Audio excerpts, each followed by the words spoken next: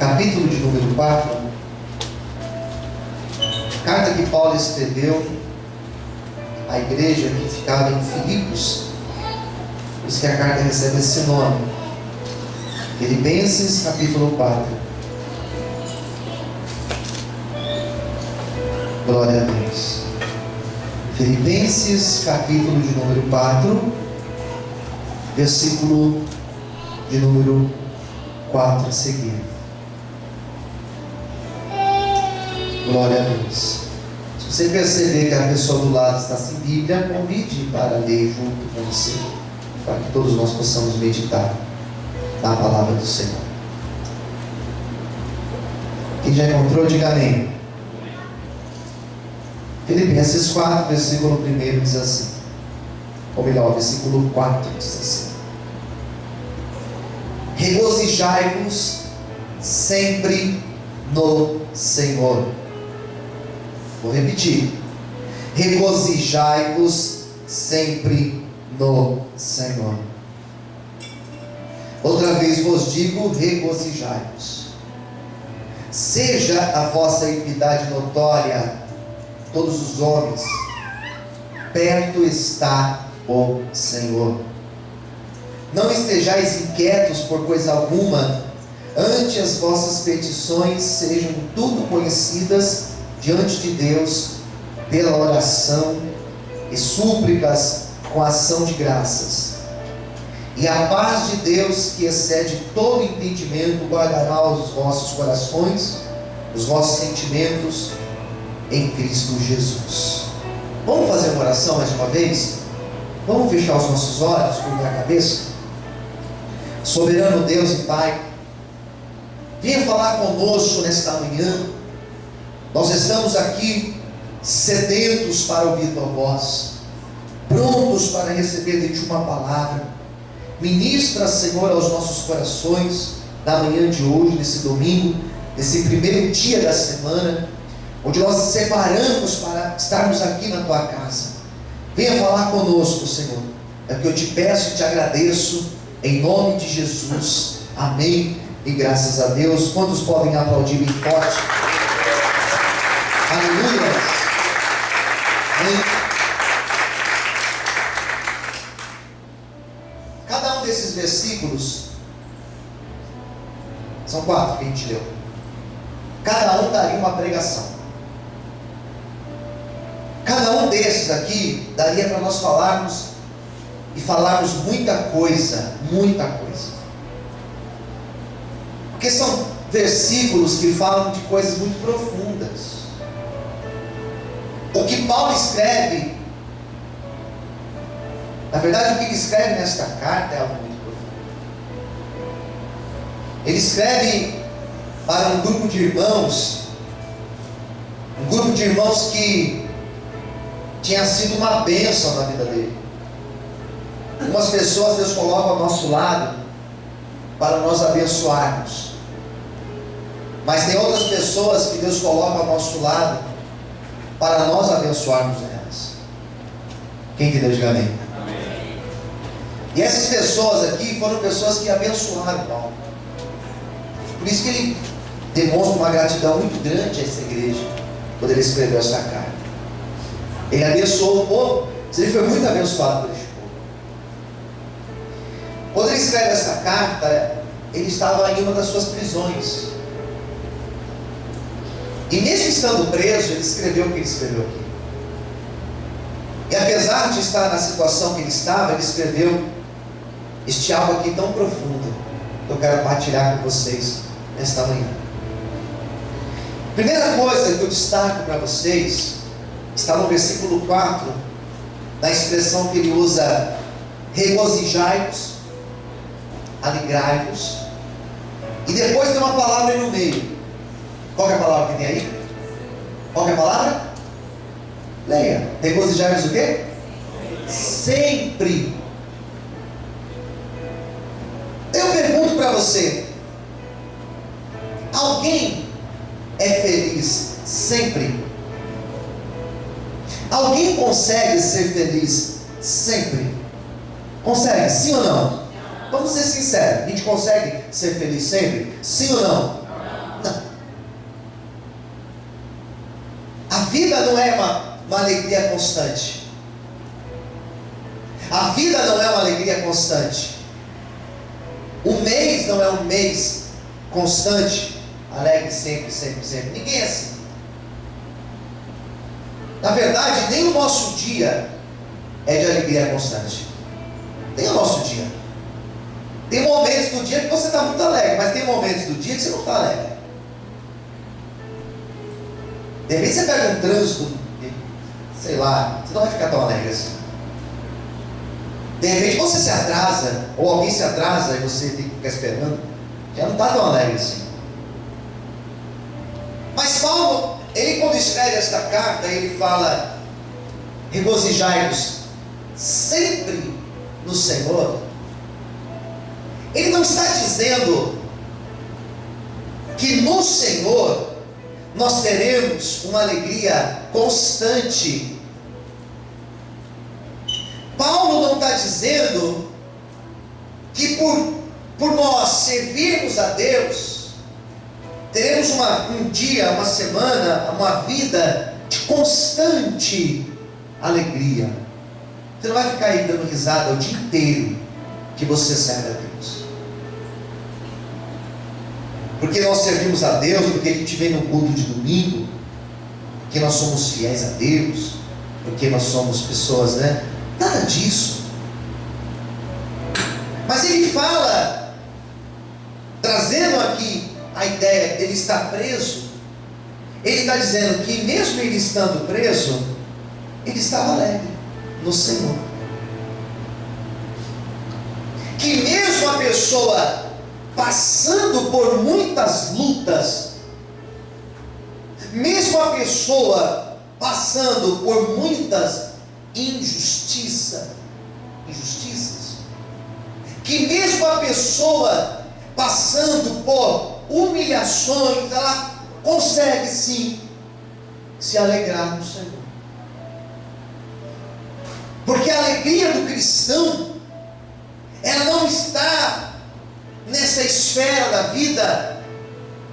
A alegria que Paulo se refere não é a alegria de alguém que consegue ir lá no shopping e comprar aquela roupa que tanto queria, aquele sapato que tanto queria. A alegria não está no fato de nós termos tudo aquilo que nós queremos, que nós não vamos ter tudo que nós queremos. A alegria está no fato de termos um relacionamento muito sólido com Jesus Cristo. Quem está entendendo, diga amém.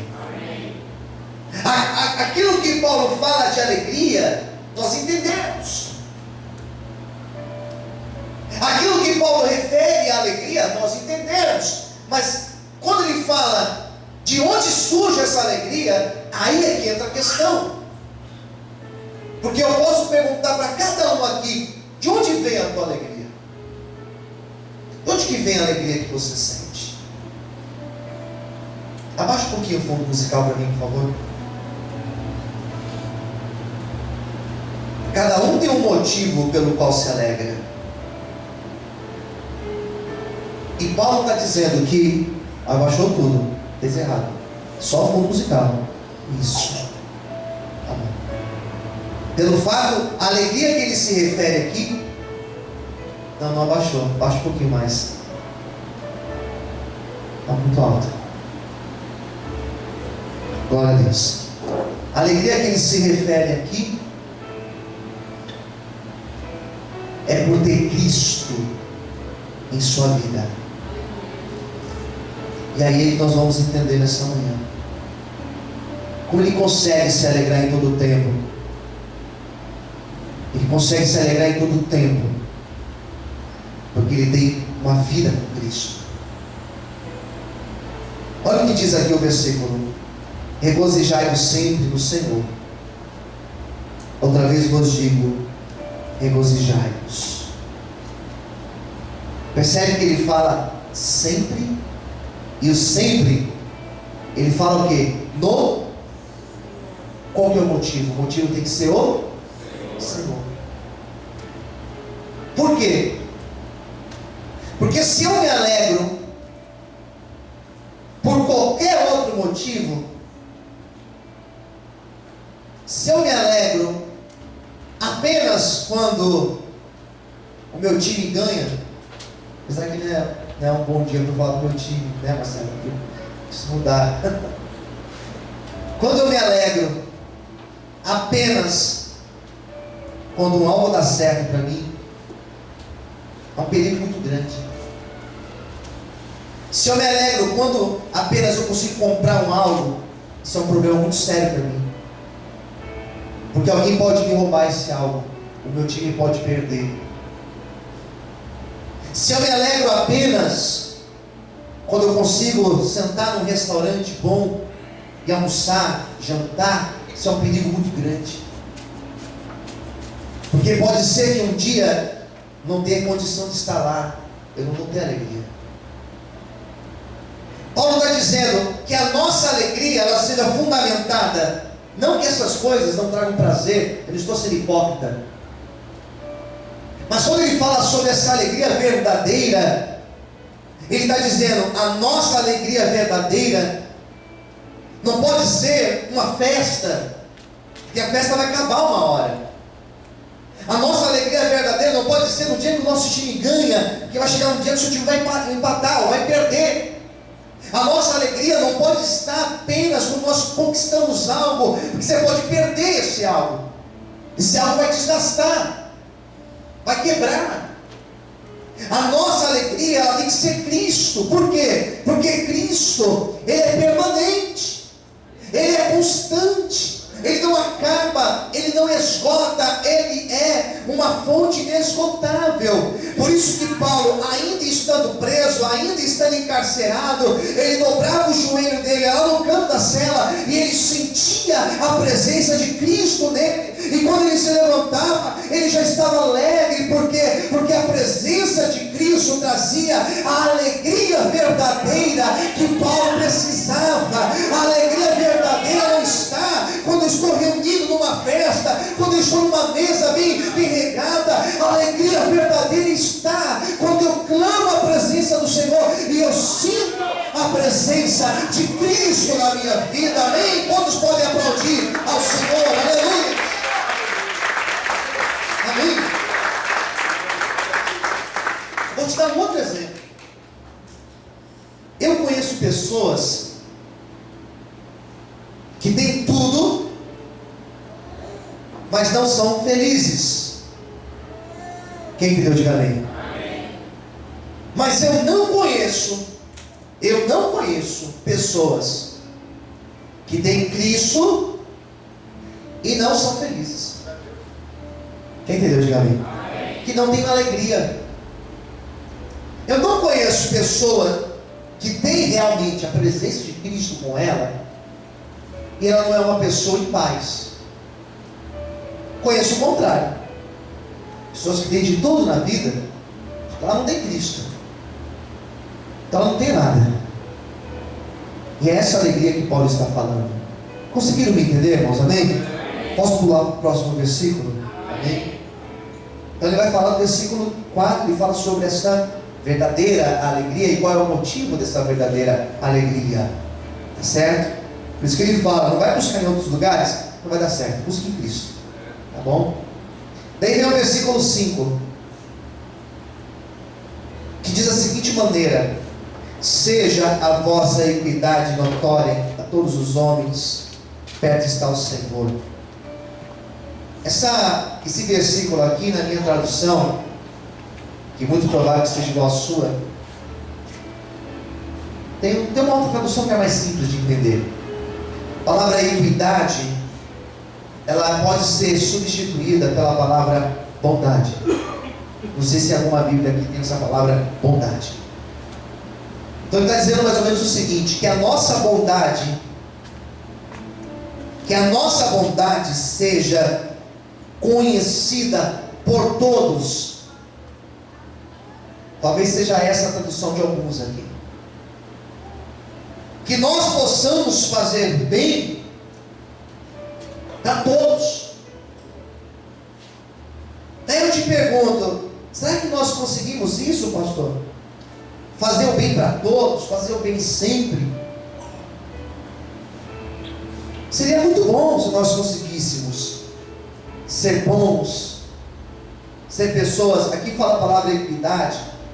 A palavra equidade é ser igual, ser justo. Seria bom se nós fôssemos justos o tempo inteiro. Seria o ideal. Seria o ideal se nós vivêssemos num país onde as pessoas são justas o tempo inteiro. Mas Paulo insiste nessa questão. Ele fala assim: olha, que nós possamos fazer o bem para todos. Fazer o bem para quem está perto de nós, fazer o bem para quem nós amamos é fácil. O difícil é você fazer o bem para aquela pessoa que você não conhece. Quem concorda, diga amém. Você fazer o bem para pessoas que até te perseguem. Você fazer o bem para pessoas que já te prejudicaram uma vez na vida, ou várias vezes na vida. Daí vai ficando mais difícil, né? Vai aumentando o nível da dificuldade. Fazer o bem não é fácil. Mas Paulo está dizendo isso, que nós devemos sim fazer o bem. Nós devemos ser cristãos de verdade. Não cristianismo aos domingos, das 10 até as 11h30. Não ser cristão apenas um dia da semana. Não ser cristão apenas com aqueles que estão mais perto de nós, que nós amamos, as pessoas da nossa casa. Mas sermos cristãos de verdade em todo o tempo. Até no nosso trabalho, onde nós estamos cercados de pessoas que talvez você sabe que nem todos querem teu bem. É ser cristão de verdade lá onde nós estudamos, onde nós somos cercados de pessoas que nem sempre querem o nosso bem. É fácil, pastor? Não, não é fácil. Mas é esse o nosso desafio como cristãos verdadeiros que nós somos e procuramos ser. Quem está entendendo, diga amém.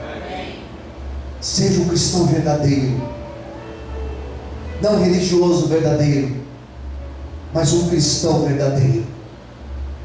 Não um religioso que vem ao culto apenas, mas alguém que busca a presença de Deus constantemente na sua vida. Paulo fala isso. Ele vai completar esse versículo dizendo: perto está o Senhor. Fala para quem está perto de você: o Senhor está mais perto do que nós imaginamos. Amém? Esse perto nós podemos entender de duas maneiras, pelo menos, do que Paulo estava tentando se referir. Existe uma expressão escatológica. Hoje não é o dia 12 de abril que eu vou pregar sobre Apocalipse, mas eu já quero dar uma citação aqui para vocês. Existe uma expressão escatológica, fala do futuro, que quando nós falamos o Senhor está perto, nós não estamos nos referindo a um perto no sentido, eu estou perto desse pedestal aqui, eu estou perto deste púlpito. Não é isso. Quando nós nos referimos em alguns textos, perto está o Senhor, o texto está dizendo: o dia do Senhor voltar está mais perto que nós imaginamos. Quem entendeu, diga amém. Está perto. É mais ou menos eu falar para você: olha, fique mais perto de mim. Eu estou dizendo: olha, vem mais para a próxima. Mas se eu disser: o dia que eu vou conseguir comprar minha casa está mais perto, não estou dizendo chegar perto de mim, eu estou dizendo que esse dia está chegando. O texto está dizendo: perto está o Senhor. Qual o sentido aqui? Eu posso dizer que o dia que o Senhor vai voltar está perto, e todos nós compreendemos. Nós temos que ser bons, por quê? Porque o dia que o Senhor vai voltar está perto. Eu posso interpretar dessa maneira. Quem entendeu, diga amém. Mas eu posso interpretar uma segunda maneira. Qual a segunda maneira? Que o Senhor está perto. E por Ele estar perto, Ele está contemplando todas as coisas. E qual que é a importância dele ver que eu estou fazendo bem todo o tempo, que eu sou um verdadeiro cristão? A importância é que isso agrada o coração de Deus. E se eu agrado o coração de Deus com a minha postura de um verdadeiro cristão, tenha certeza que Ele também vai se alegrar de você, e que Ele também vai dar aquilo que você precisa. Amém? Quantos podem aplaudir e exaltar ao Senhor essa manhã? Aleluia!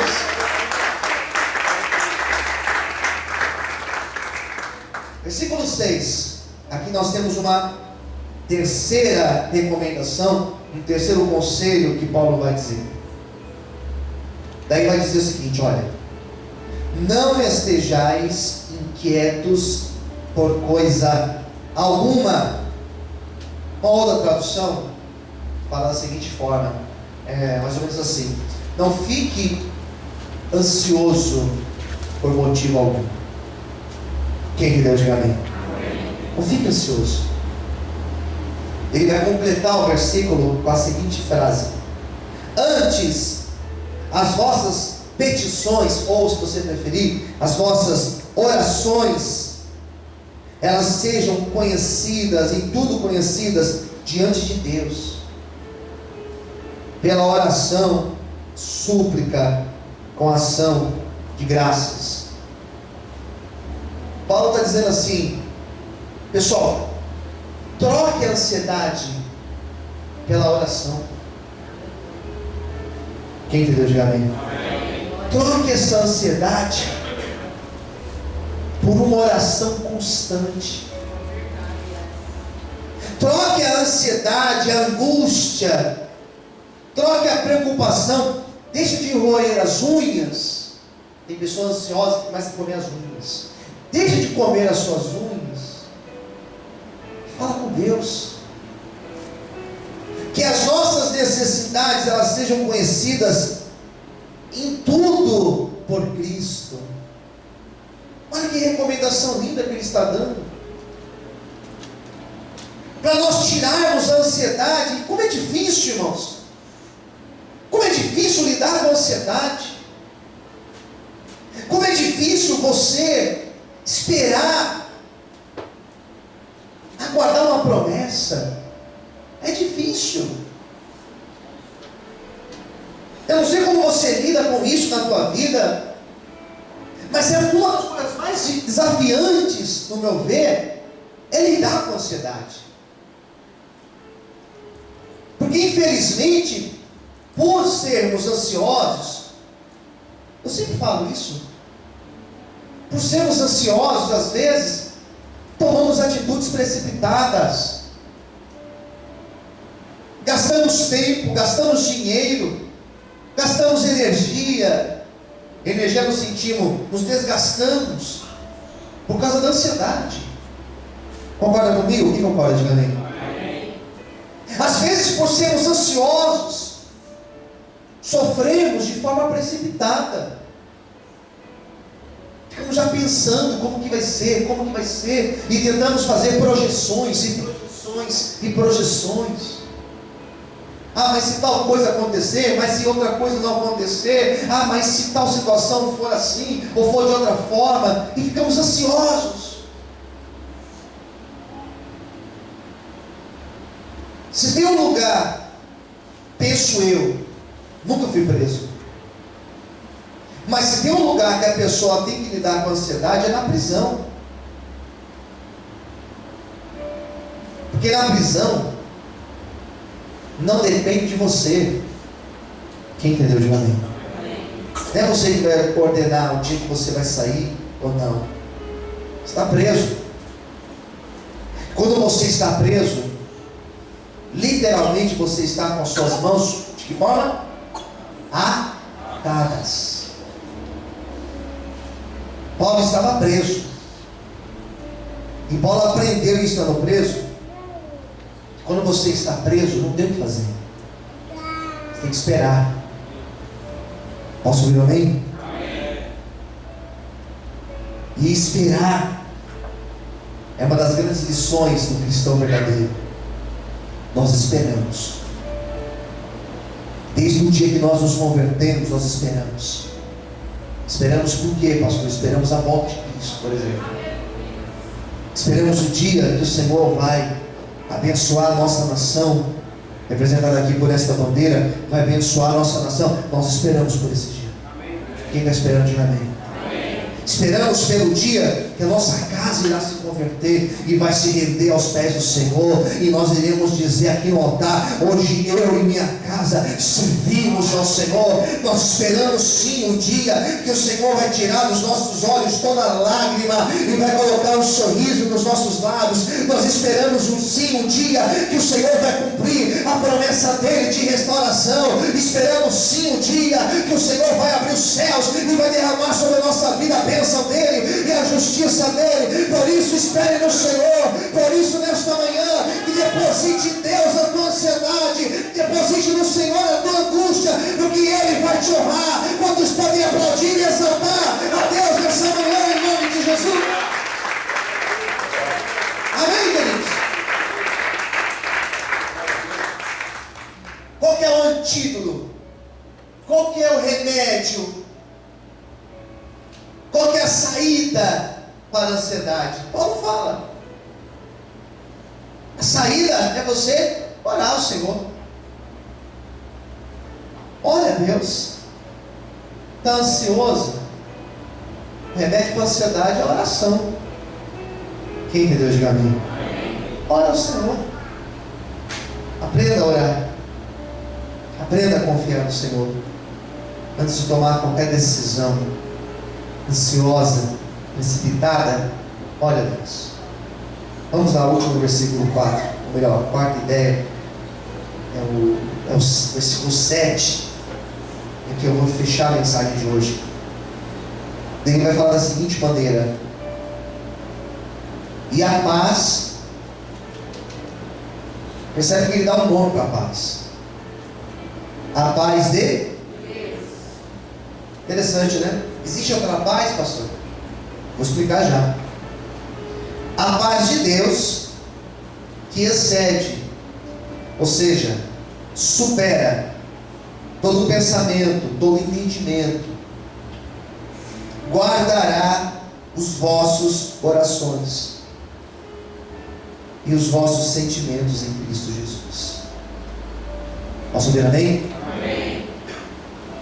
Se ele fala da paz de Deus, que deve existir uma outra paz. Existe uma sensação de falsa paz. Existe uma paz que ela não é de Deus, ela é uma paz fingida. Essa paz, ela é extremamente fugaz. Ela passa muito rápido. A paz de Deus não. E a paz de Deus, Paulo estava onde quando ele escreveu essa carta? Ele estava preso. E ele estava em paz. Que ele estava esperando em Deus. Posso ver amém? Amém. Ele fala da paz aqui de Deus. Ele vai falar da seguinte maneira: essa paz, ela vai sobrepor os nossos pensamentos, os nossos entendimentos, aquilo que nós pensamos. Deus é tão maravilhoso que Ele age acima daquilo que nós pensamos.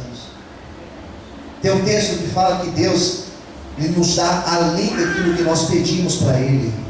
Quem entendeu, diga amém. Ele vai além. A paz de Deus, ela vai além de tudo isso. E tem mais, ela guarda, versículo 7 completo dizendo, ela guarda os nossos corações. Porque o nosso coração, como já diz um texto de Jeremias, o nosso coração, ele é extremamente enganoso. Jeremias 17. Como diz o texto de Provérbios, enganoso é o coração, mais do que todas as outras coisas. Diz um outro texto em Provérbios, do homem são as preparações do coração, mas da boca do Senhor sai a resposta para todas as coisas. O teu texto está dizendo, que Paulo afirma nesse versículo de número 7, é que a paz de Deus, ela sobrepõe os nossos pensamentos, e não somente os nossos pensamentos, porque pensamentos fala da razão, mas ele fala o nosso sentimento também, a nossa emoção, os nossos desejos mais internos, mais íntimos. A paz de Deus, ela sobrepõe. Paulo vai nas duas áreas do homem, razão e emoção. Quando nós temos a paz de Deus, seja você uma pessoa racional, seja você uma pessoa calculista, a paz de Deus, ela vai além dos seus cálculos, porque Deus, Ele é imensurável, Deus é incontável. Quando você tem a paz de Deus, você pode fazer cálculos, você pode pensar, você pode raciocinar, você pode gastar papel e caneta. Quando você tem paz de Deus, a paz do Senhor, ela sobrepõe todas essas coisas, e Ele te faz descansar nele. Mas aqui fala do sentimento. Seja você uma pessoa emotiva, emocional, sensível, emocionalmente dizendo. Na verdade, nós temos essas duas características, alguns sobrepondo uma ou a outra. Mas seja você emocional, a paz de Deus, ela vai também preencher toda a angústia da tua alma, e vai te fazer ter uma paz verdadeira, porque esta é a paz de Deus. Eu quero nesta manhã profetizar na tua vida, é que a paz de Deus, ela vai entrar na tua razão e também no teu coração, e toda angústia, e toda ansiedade, e toda preocupação, e toda tristeza, tudo isso será substituído pela paz de Cristo nessa manhã de hoje. É esta palavra que o Senhor ministra sobre a tua vida. Amém? Se você crê, bate palma, adore, exalte ao Senhor nesta manhã, em nome de Jesus. Posso ouvir amém? Algumas pessoas, quando lêem esse texto, fazem uma confusão tão grande. Mas é isso que Paulo está falando. Posso ouvir amém? Amém. E por isso, e aqui eu vou encerrar a pregação e orar por você, e é por isso que nesse mesmo capítulo 4, lá no versículo de número 12, olha como ele fala, e aqui eu vou encerrar. 4, 12 e 13. Por isso que ele fala assim, olha, eu sei estar abatido, eu sei estar abatido, e sei também ter abundância. Em toda maneira, em todas as coisas eu estou instruído, tanto a ter fartura como a ter fome, tanto a ter abundância como padecer necessidade. Eu posso todas as coisas naquele que me fortalece. Posso ouvir amém? Eu acho belíssimo nesse texto de Paulo 4, que ele não está dizendo eu posso conquistar, ter, possuir, não é isso. Ele fala de uma coisa muito mais profunda, uma categoria muito mais profunda. Ele está dizendo, olha, sei estar abatido, mas eu sei ter a abundância de Deus. Estou instruído a qualquer situação, eu posso passar por todas as coisas, porque Deus me fortalece. E é esse Deus que te fortalece, que vai fortalecer a mim e a você nesta manhã de hoje. Eu quero orar por você agora. Vamos fechar os nossos olhos.